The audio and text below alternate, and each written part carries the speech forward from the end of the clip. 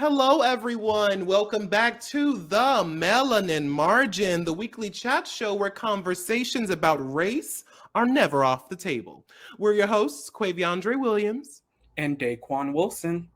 So let's get into this week's conversation. What's hot on the table this week?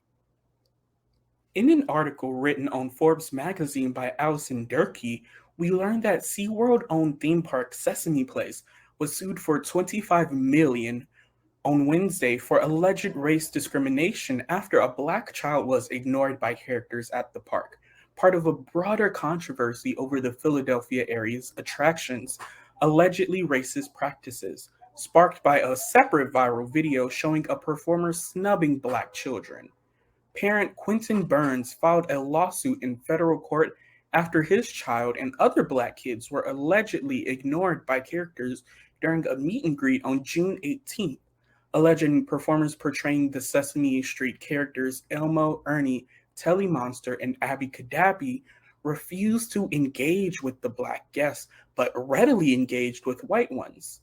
The lawsuit filed against SeaWorld Parks and Entertainment, Sesame Place, and the performers in question is seeking class action status to represent all black guests who face discrimination at Sesame Place at any point after July 27, 2018.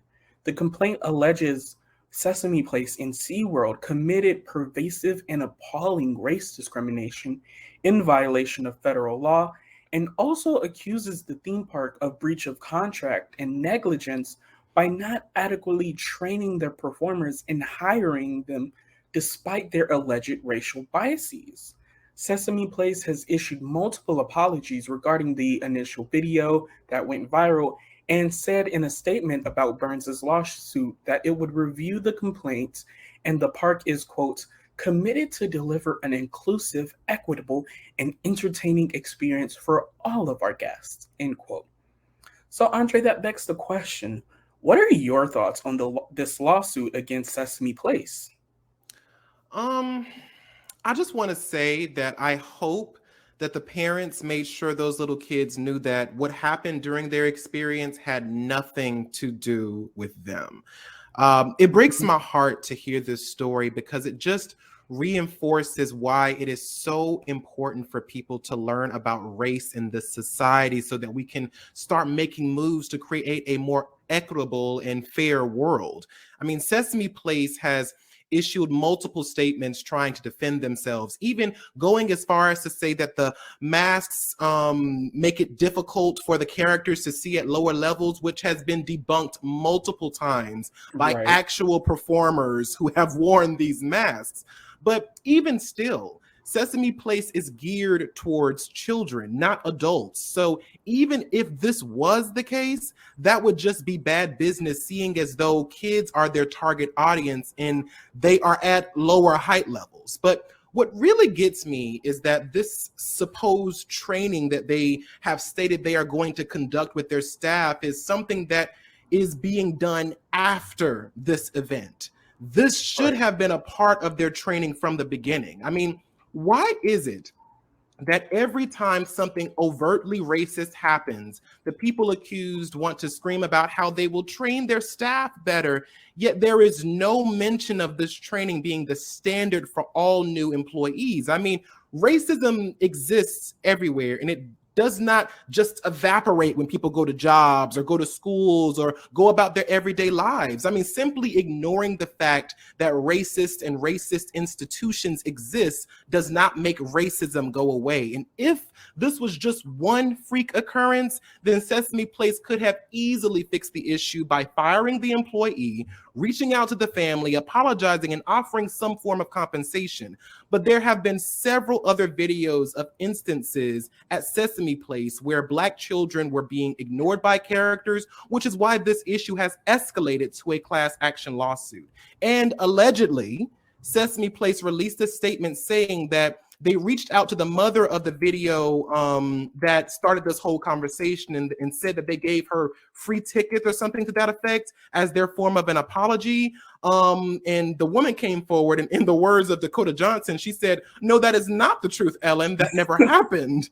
But again, this is alleged because I have not been able to find any corroborating articles for this Mhm. since the class action lawsuit has dominated the news articles around Sesame Place. But in regards to my thoughts on the lawsuit, all I have to say is, baby, go off. Because at this point, just as Daquon and I have been saying on this podcast since we started it, the only time that rich white people care about discrimination is when them pockets start hurting. So when you put a hurting on them pockets, those ears start clearing up real fast. I mean, it's sad to say that we can't live in a world where people don't take discrimination seriously without having to be threatened with losing money, but it is what it is. What I hope this lawsuit does is teach people in power that BIPOC and other marginalized people are not going to take your bullshit lying down. At the very least, I hope it scares them enough to start ensuring that their employees are trained properly upon being hired and to reinforce a zero tolerance policy for discrimination of any form. I mean, there's a scene in the movie Big Business that comes to mind when I think about the situation. At the end of the film, the main character saved the town of Jupiter Hollow from the shareholders tearing it down by appealing to the good, but not by not like appealing to the goodness of their heart or whatever. It was by appealing to their base desires as businessmen and women, you know, to save their own asses. If enough of these big corporations keep losing money due to these types of discrimination lawsuits and the bad press that comes with it, maybe they will realize that to save their own ass, they need to put in the work to make sure that their BIPOC and marginalized employees and patrons are treated with dignity, respect, and the kindness they deserve. But Daquon, I'm interested to hear what you think about this lawsuit. I mean, why do you think things like this keep happening? Because racism exists, simply put, and because being diverse and equitable is not the trend anymore. We saw it happen after things like George Floyd and the BLM movements, that everybody had all of these statements about how they're going to be more diverse and equitable and include more people and come up with all of these different ways that they'll participate in this movement. But we see that in actuality, they're not sticking to the plans or goals that they had when they started these DEIB task force and goalposts and everything like that. And so it, like you said, it frustrates me to no end that this could happen to a little child who just wants to go to the park and have a fun time. And all of a sudden they see their favorite character just ignoring them while going to every single other child. And then they start to think, well, why weren't they nice to me? What's different about me than all of these other people? Why won't my favorite character play with me, but they'll play with every other person, every other little kid that's out here? And that's heartbreaking to watch. I've seen multiple videos about this same place in Philly, Sesame Place, doing the same things. And it really begs the question, like, what was in place before any of this started? How do you not have the, diversity and inclusion training to make sure that this never happens ever in the first place? But now going forward, I wanted the response to be more immediate. Right now, they're like, we'll investigate, we'll look into it. But an investigation and looking into it is not necessarily going to provide any justice or stop this from happening again. What I wanted to see was, hey, this was wrong. We stand against this. This shouldn't happen. The person or persons who are alleged in this incident have been, put on leave or fired or whatever. They are not dealing with children right now as we gain more information on it. By what we're doing, we're going to give the families X, Y, and Z and actually tell the families, and not this, oh, we're doing it. And then the families are like, this is the first time where? hearing about this. Bitch, where? And also saying that now that this has, even before any investigation goes through, immediately we are hiring DEI consultants. We are revamping our entire diversity, equity, and inclusion program. We are providing trainings for every single employee from the head to the bottom. And we're not only doing that for our current employees, but we are implementing this into how we onboard people into this company. That should have been the immediate response, not just, we're going to look at this further and like, we're going to do whatever our commitment allows us to do. No, we need immediate action because this should never happen to a child, not before and never, ever again. Absolutely. I 100% agree. I think that the reason this keeps happening is quite simple. I mean, the people in power are so used to catering towards their white audiences and employees that everyone else be damned. But we live Exactly. in a different society now where things like discrimination isn't just seen as a normal part of everyday life, but something that could result in tons of bad publicity and millions of dollars in lawyer and settlement fees. I mean, times are changing, even though with the current legislation being passed, it feels like we're going backward, but that's a conversation for another day. We are starting to see that these companies aren't as capable as they used to be to just sweep these type of issues under the rug anymore. We're also seeing that even if they do try to bury these cases, because social media is so pervasive in society today, it doesn't just go away as easily either. Right. Also, what's sad is that this isn't even the most egregious case of discrimination by a major company or brand. It's just that in this new day and age, it's easier to document it when it happens.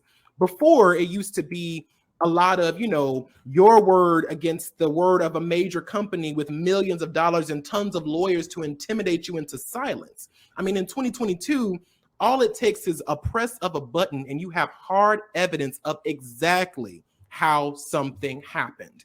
In 2022, these companies don't have the luxury of just saying that someone they discriminated against is just trying to defame them or that their accusations are baseless.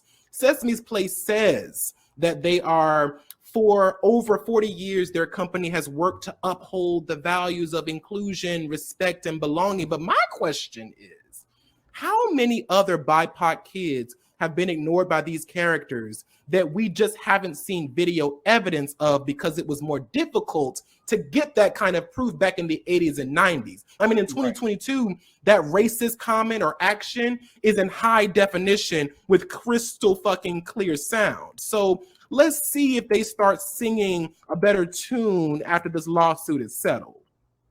Exactly. And I think that we also have to recognize that this is a part of our larger culture.